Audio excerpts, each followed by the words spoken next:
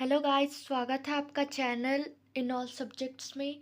और आज हम करने जा रहे हैं चैप्टर मेघ आय का क्वेश्चन आंसर, जो कि है क्लास 9th का। तो चलिए शुरू करते हैं। तो हमारा पहला क्वेश्चन है, बादलों के आने पर प्रकृति में जिन गतिशील क्रियाओं को कवि ने चित्रित किया है उन्हें लिखिए। तो इसका आंसर है, बादलों के आने पर प्रकृति में इन गतिशील क्रियाओं का वर्णन हुआ है। पहला, उसके आगमन से घरों की खिड़कियां दरवाजे खुलने लगी। दूसरा, उसके आगमन की खुशी में हवा बहने लगी थी। तीसरा, उसके आने से धूल उड़ने लगी थी। और चौथा, आकाश में बिजली चमकने लगी थी और वर्षा होने लगी थी। हमारा दूसरा क्वेश्चन है, निम्नलिखित किसके प्रतीक है? तो पहला, धूल जो है वो कुंवारी लड़कियों का प्रतीक है। दूसरा, पेड़ नगरवासियों का प्रतीक है। तीसरा, नदी स्त्री का प्रतीक है। चौथा, लता नायिका का प्रतीक है जो उसकी पत्नी थी। और पांचवा, ताल घर के किसी भी सदस्य का प्रतीक। तीसरा क्वेश्चन है, लता ने बादल रूपी मेहमान को किस तरह से देखा और क्यों?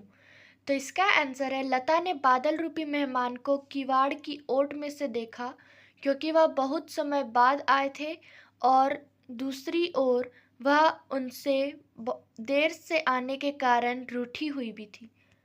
चौथा है, भाव स्पष्ट कीजिए। तो पहला है, क्षमा करो गांठ खुल गई अब भ्रम की। तो इसका भाव है, नायिका को यह भ्रम था कि उसके नायक अब नहीं आएंगे, परंतु जब वह आ गए तो उनकी सारी शंकाएं दूर हो गई और वह अपने नायक से क्षमा याचना करने लगी। दूसरा क्वेश्चन है, बाकी चितवन उठा नदी ठिठकी घूंघट सरके। तो यहाँ पे इसका भाव है, मेघ के आने के प्रभाव सभी पर पड़ा और बादलों का आना नदी के लिए एक अच्छा संकेत है, इसीलिए वह रुक गई और ऊपर बादलों को देखने लगती है। पांचवा क्वेश्चन है, मेघ रूपी मेहमान के आने से वातावरण में क्या परिवर्तन हुई? तो इसका आंसर है, मेघ रूपी मेहमान के आने से हवा के तेज बहाव के कारण आंधी चलने लगती है, जिसके कारण पेड़ कभी झुक जाते हैं तो कभी उठ जाते हैं, और इसी के कारण दरवाजे खिड़कियां खुल जाती है, नदी रुक जाती है तथा पीपल का वृक्ष भी झुकने लगता है तथा अंत में वर्षा हो जाती है। छठा क्वेश्चन है, मेघों के लिए बन ठन के सवर के आने की बात क्यों कही गई है? इसका आंसर है, कवि ने मेघों में सजीवता के कारण बन ठन की बात कही है। जब हम किसी के घर जाते हैं तो बन ठन कर जाते हैं, ठीक उसी प्रकार मेघ भी बहुत दिनों बाद आए हैं, जिस कारण से उन्हें बन ठन के सवर के आने की बात कही गई है। सातवां, कविता में आए मानवीकरण तथा रूपक अलंकार के उदाहरण खोजकर लिखिए। तो मानवीकरण अलंकार के उदाहरण है, पहला, मेघ आए बड़े बंठन के सवर के। दूसरा, नाचती गाती बयार चली। तीसरा, पेड़ झुक झांकने लगे। चौथा, धूल भागी घाघरा उठाए।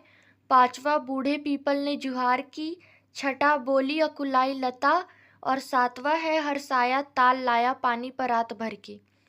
मानवीकरण अलंकार का डेफिनेशन होता है, जब किसी सजीव वस्तु को निर्जीव वस्तु से तुलना की जाती है, जिस प्रकार नाचती गाती बयार चली का वर्णन किया गया है, क्योंकि नाचते गाते हम इंसान हैं और हवा कभी नाचती नहीं है, इसी कारण।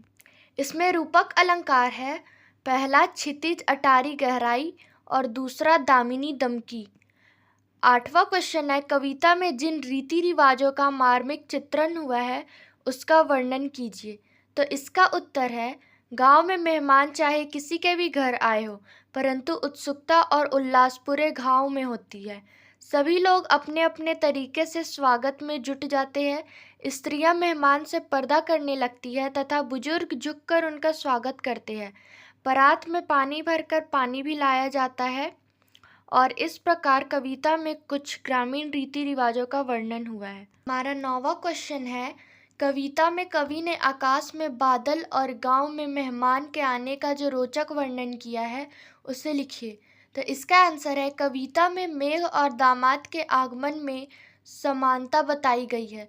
जब गांव में मेघ आते हैं तो सारे लोग खुशियां मनाते हैं, अपने अपने खिड़की और दरवाजे खोलने लगते हैं। मेघों के आने से धूल अपना घाघरा उठाकर भागती है तथा आंधी उठती है आदि। ठीक उसी प्रकार गांव में मेहमानों या दामाद के आने पर भी उल्लास छाया रहता है। स्त्रियां ओट से दामाद को तिरछी नजर से देखती है तथा गांव के बड़े बुजुर्ग उनका स्वागत सम्मान के साथ करते हैं।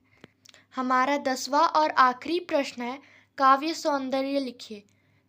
और वो है, पाहुन जो आए हो गांव में शहर के, मेघ आए बड़े बंठन के सवर के। तो इसका आंसर है, प्रस्तुत पंक्तियों में पाहुन अर्थात दामाद के रूप में प्रकृति का मानवीकरण हुआ है। कवि ने प्रस्तुत कविता में चित्रात्मक शैली का प्रयोग किया है और इसमें बादलों के सौंदर्य का मनोरम चित्रण भी हुआ है। कविता की भाषा सरल है। धन्यवाद।